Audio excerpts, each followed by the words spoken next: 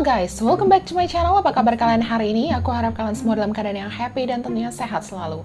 But before kita masuk ke dalam video ini, aku harap kalian semua mau support or dukung aku cara itu so easy peasy lemon squeezy guys. Just click the subscribe button dan jangan lupa juga untuk hit the bell supaya kalian tahu kalau misalnya aku masukin video baru. Are you ready guys? Let's go. So, hari ini aku bakalan ngebahas sebuah kasus yang beberapa hari belakangan sempat viral dan menjadi headline di berbagai macam portal berita, TikTok, ataupun media sosial lainnya. Nah, sejarah mengerikan ini datang dari Kanada. Sejak ditemukannya jasad anak-anak yang terkubur di halaman atau di bagian bangunan bekas sekolah asrama di Kanada bagian selatan pada 28 Mei 2021 yang lalu. Nah, jasad-jasad ini ditemukan sama beberapa orang yang pada saat itu sedang melakukan survei sekolah dari TKM Plups de Sekwepem MC. Maafin aku kalau misalnya pronounce-nya salah, tapi bisa dilihat di bawah.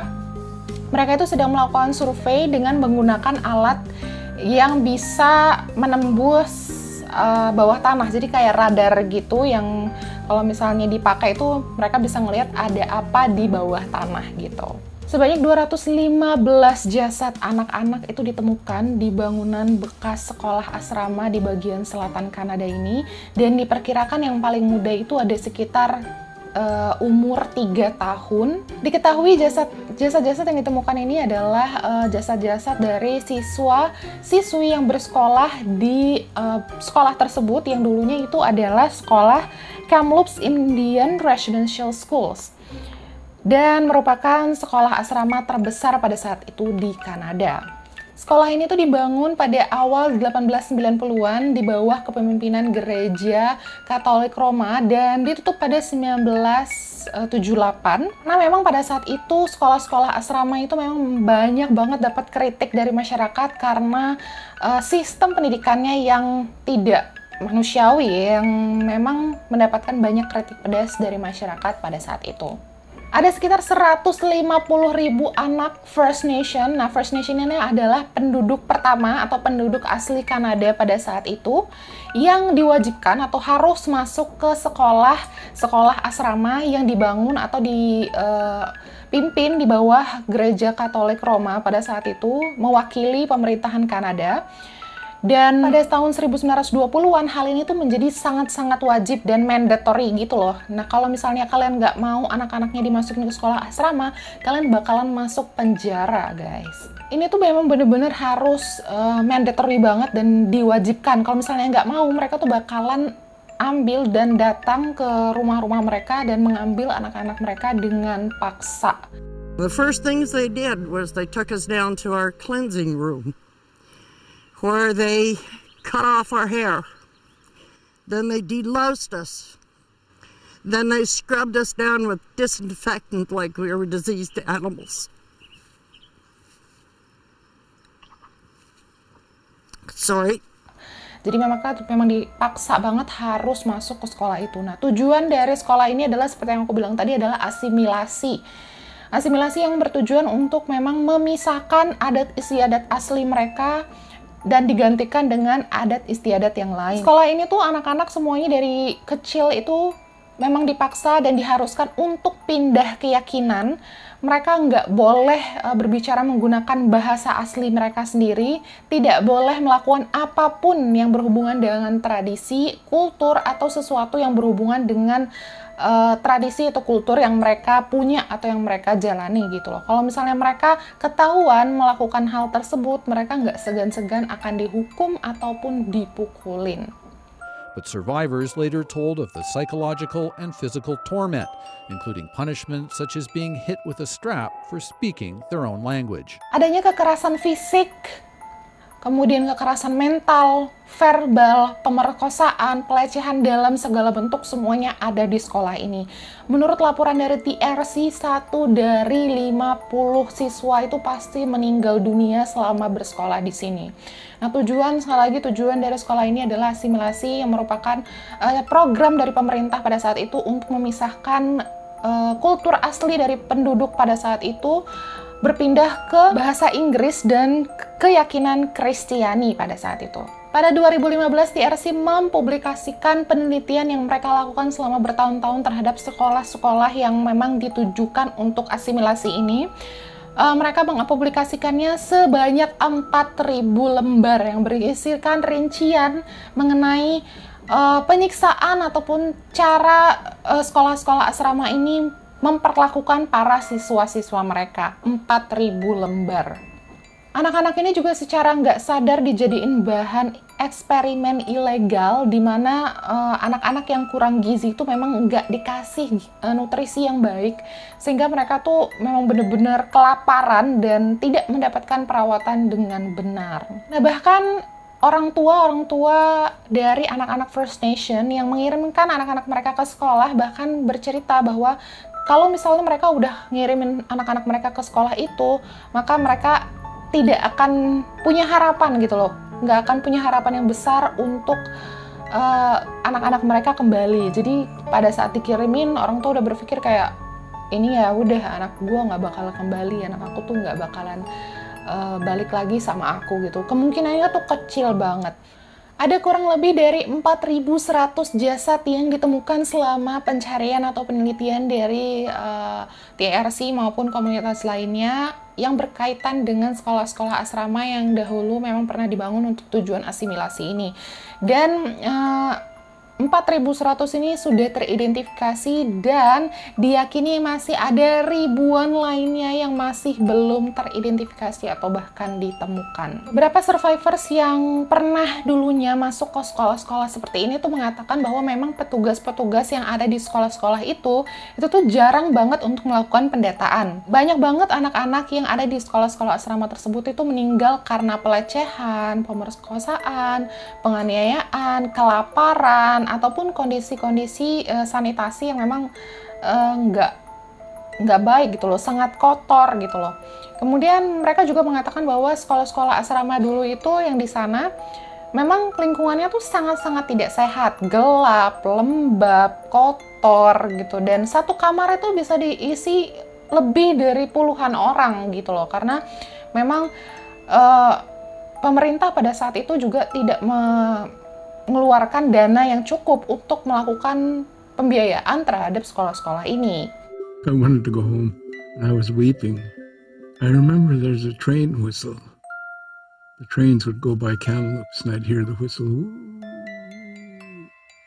And it became one of my triggers later on after I left a residential school. You know, I'll tell you the truth.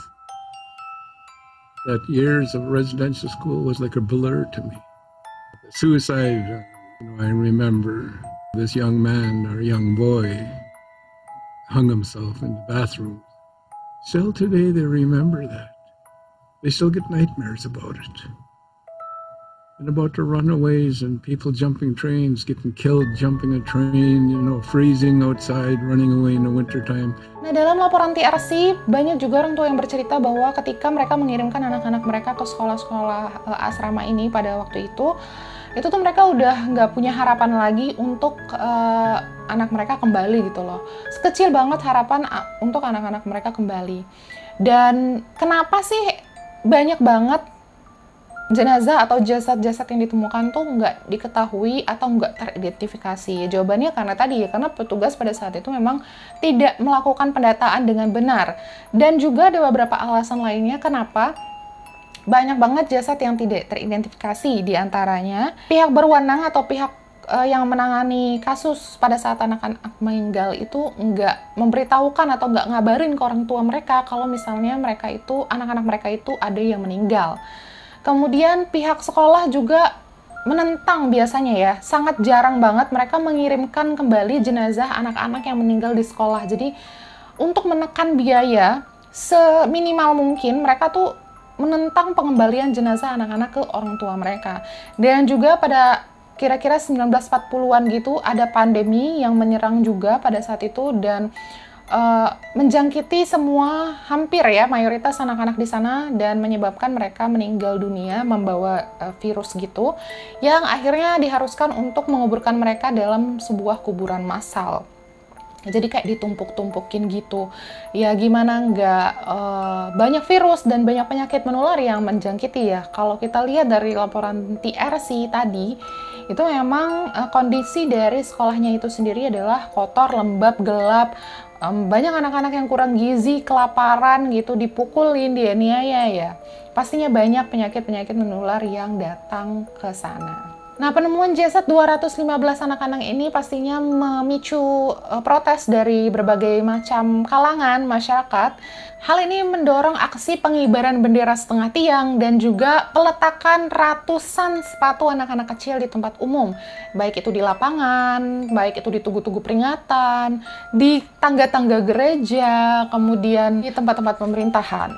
Dan pada tahun 2008, pemerintah Kanada itu resmi banget ya, mereka membuat pernyataan resmi untuk meminta maaf kepada masyarakat, kepada semua survivors atas adanya sejarah kelam dan mengerikan yang pernah terjadi di sana, guys.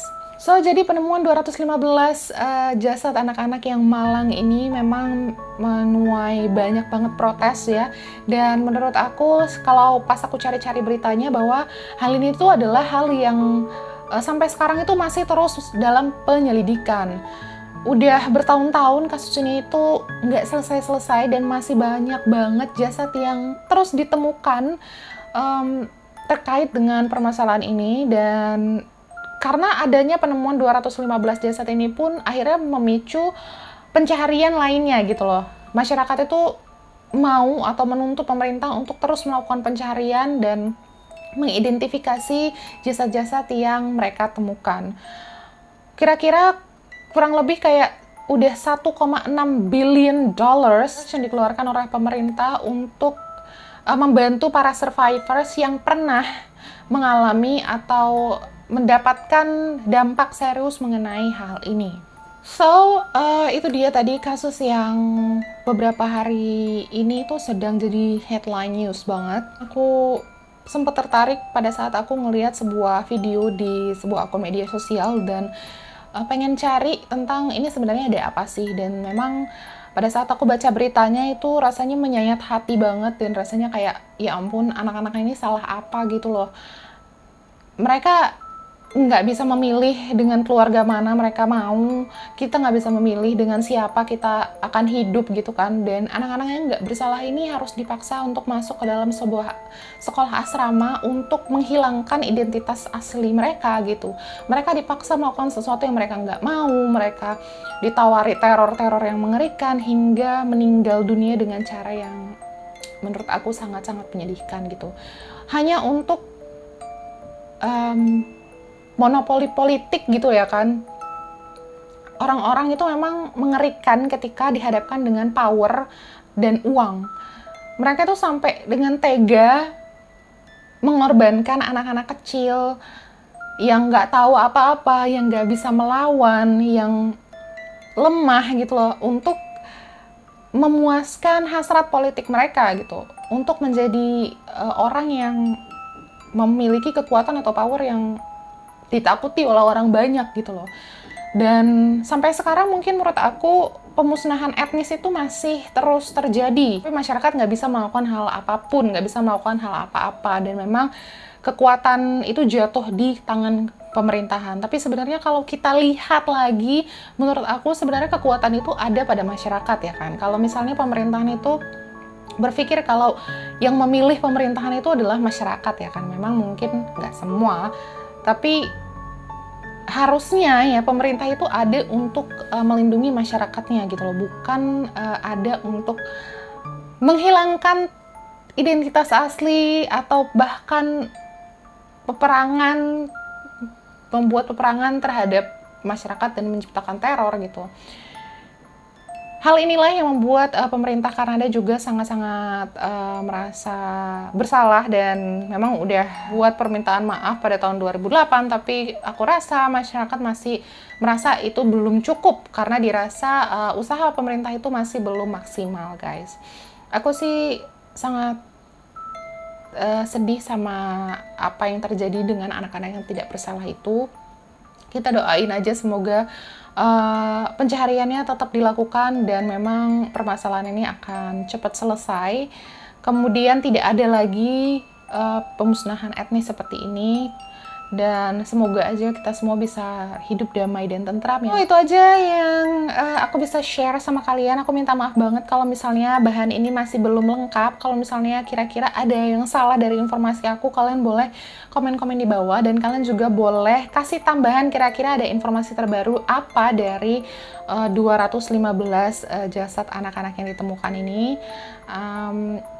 Gimana juga pendapat kalian tentang kasus ini, kalian boleh komen-komen di bawah. Dan kalau misalnya kalian punya kasus yang pengen aku bahas, kalian juga boleh komen-komen di bawah guys. Thank you banget and see you on the next video. Bye.